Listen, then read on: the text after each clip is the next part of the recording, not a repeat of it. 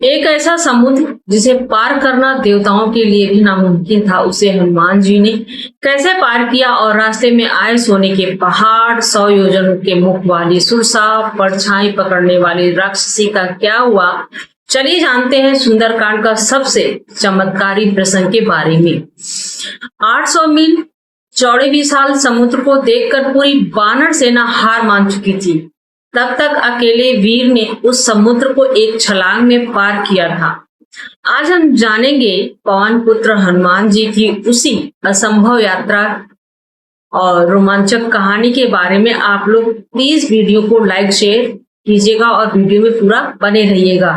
पृष्ठभूमि, समुद्र तट पर असम पृष्ठभूमि शुरू करते हैं। समुद्र तट पर असमंजस और हनुमान जी का संकोच।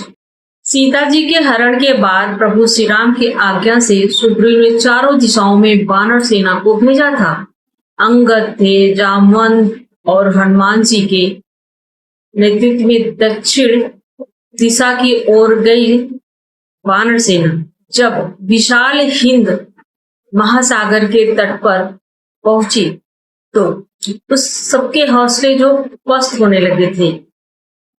100 योजन लगभग 800 मील चौड़े अथाह समुद्र को लांघने की क्षमता किसी में नहीं थी। अंगद ने कहा कि वो जा तो सकते हैं, लेकिन वापस आने में उन्हें संदेह है। जामवंत जी वृद्ध हो चुके थे। ऐसे समय में जामवंत जी ने हनुमान जी को उनकी सोई हुई ऊर्जा और शक्तियों का स्मरण कराते हैं। कहन रीछ पति सुन हनुमाना, का चुप साधि रहूं बलवाना।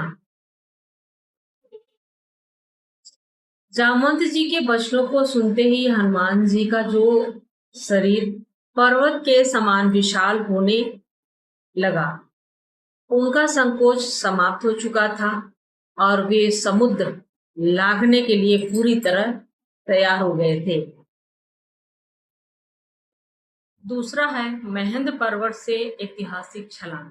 हनुमान जी ने पार करने के लिए महेंद्र पर्वत को अपना प्रस्थान बिंदु का पॉइंट चुना। उन्होंने अपने दोनों पैरों को पर्वत पर मजबूती से टिकाया, जिससे पर्वत पाताल लोक में धंसने लगा।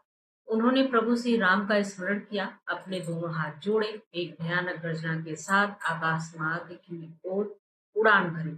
उनके वेग से पर्वत वृक्ष फटकर उनके पीछे पीछे पीछे पीछे चलने लगे।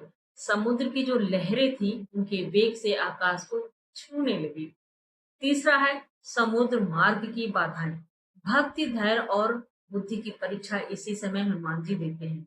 हनुमान जी की इस यात्रा में मुख्य रूप से 3 बड़ी बाधाएं आई, जो जीवन के संघर्षों और परीक्षाओं का प्रतिनिधित्व करती हुई दिखाई। पहला, मैनाक पर्वत आराम और प्रलोभन की परीक्षा। मैनाक पर्वत आराम और प्रलोभन की परीक्षा यही शुरू होती है।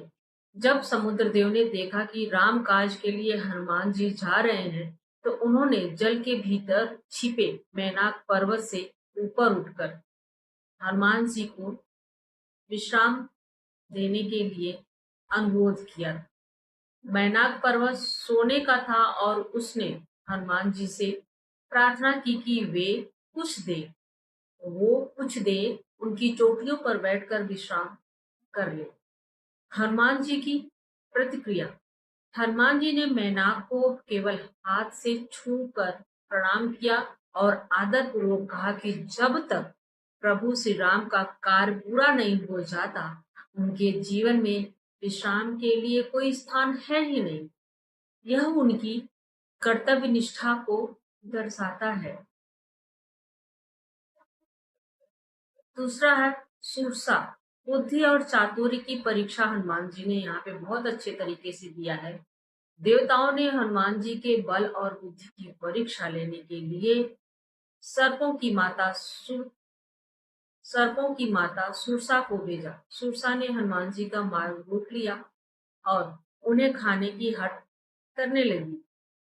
सुरसा ने अपना मुंह फैलाना शुरू किया। जैसे जैसे सुरसा अपना मुंह बढ़ाती, हनुमान जी अपने शरीर को उससे दुगना बड़ा कर लेते थे। हनुमान जी की प्रतिक्रिया। जब सुरसा ने अपना मुंह 100 योजन बड़ा कर लिया, तब हनुमान जी ने पलक झपकते ही अपना मुंह बेहद छोटा अंगूठे के समान कर लिया। वे तुरंत सुरसा के मुंह के भीतर जाकर बाहर आ गए और हाथ जोड़कर बोले कि मैंने आपकी शर्त को पूरी कर दी है। सुरसा प्रसन्न हुई और उसने हनुमान जी को विजयी होने का आशीर्वाद भी दिया। तीसरा है सिंही का। ईर्ष्या और नकारात्मकता का अंत। यही होता है हनुमान जी के तीसरी बुद्धि की परीक्षा।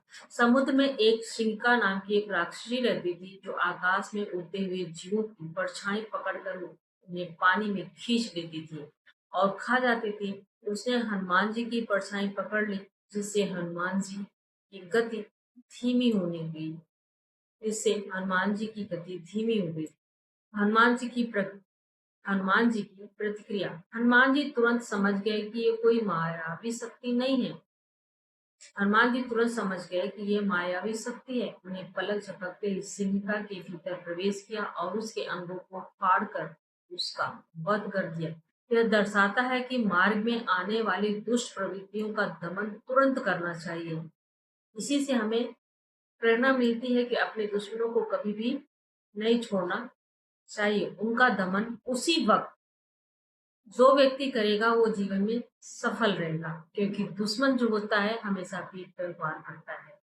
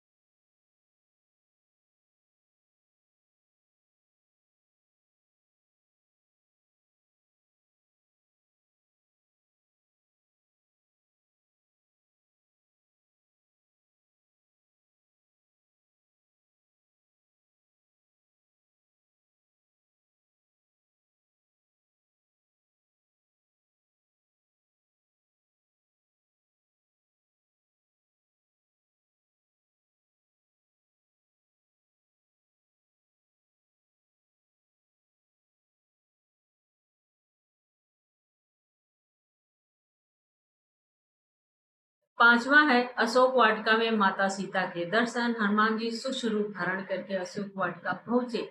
वहां उन्होंने देखा कि एक वृक्ष के नीचे अत्यंत दुर्बल, शोकग्रस्त और दूर से दूसरी अवस्था में माता सीता बैठी हुई हैं।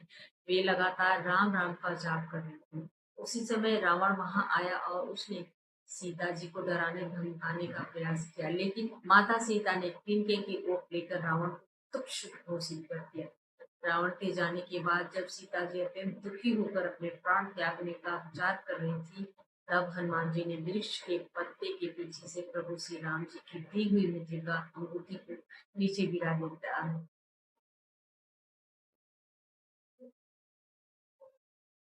तब हनुमान जी ने वृक्ष के पत्ते के पीछे से प्रभु राम की दी हुई मुद्रिका अंगूठी को नीचे गिरा देते हैं। राम नाम अंकित मुद्रिका को देखकर सीता जी आश्चर्यचकित रह गई।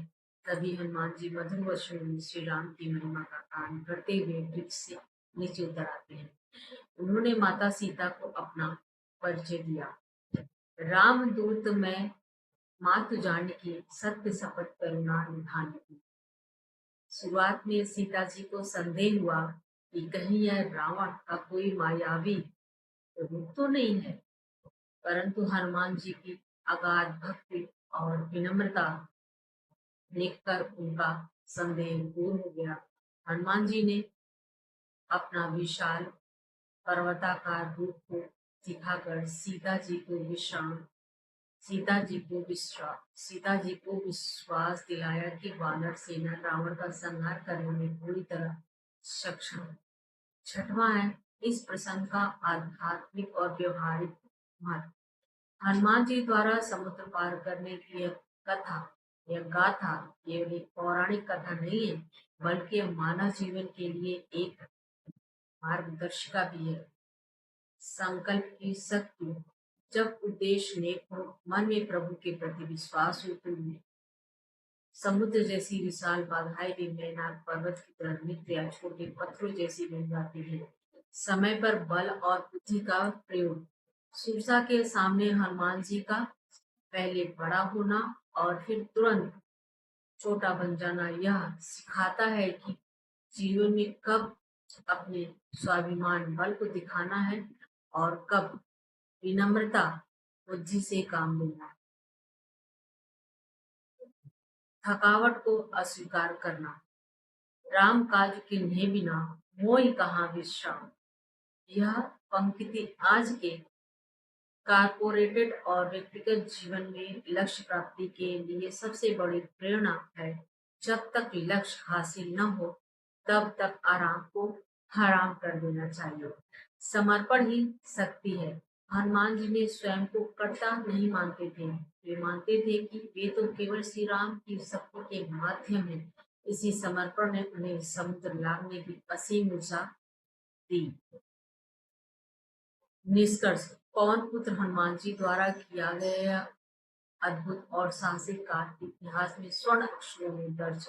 समुद्र को लांघ कर माता सीता की खोज करना, उन्हें प्रभु राम का संदेश देना रामायण के सुंदर कांड का सबसे मुख्य भाग है। हनुमान जी की यात्रा सिद्ध करती है कि अटूट विश्वास, निस्वार्थ भक्ति और अपनी क्षमताओं पर भरोसा रखकर संसार के किसी भी गहरे और चौड़े भवसागर को आसानी से पार किया जा सकता है। अगर हमारा ये वीडियो आप लोगों को अच्छा लगता है तो प्लीज हमें मोटिवेट करने के लिए हमारे वीडियो को थोड़ा तो शेयर किया कीजिए। चैनल को सब्सक्राइब कीजिएगा, बेल आइकन के साथ लाइक कीजिएगा। मैं राघव सिंह यूपी जौनपुर इसका 6वां भाग लेकर जल्दी ही आप लोगों के बीच में हाजिर रहूंगी। तब तक अपना प्यार, आशीर्वाद और सहयोग जरूर दीजिए, क्योंकि बहुत मेहनत कर रहे हैं और ये मेहनत कब सफल होगी प्रभु श्री राम ही जानते हैं। तो जय श्री राम और कमेंट बॉक्स में जय हनुमान सिंह, जय श्री राम जरूर लिखिएगा। मैं राघव सिंह यूपी जौनपुर से।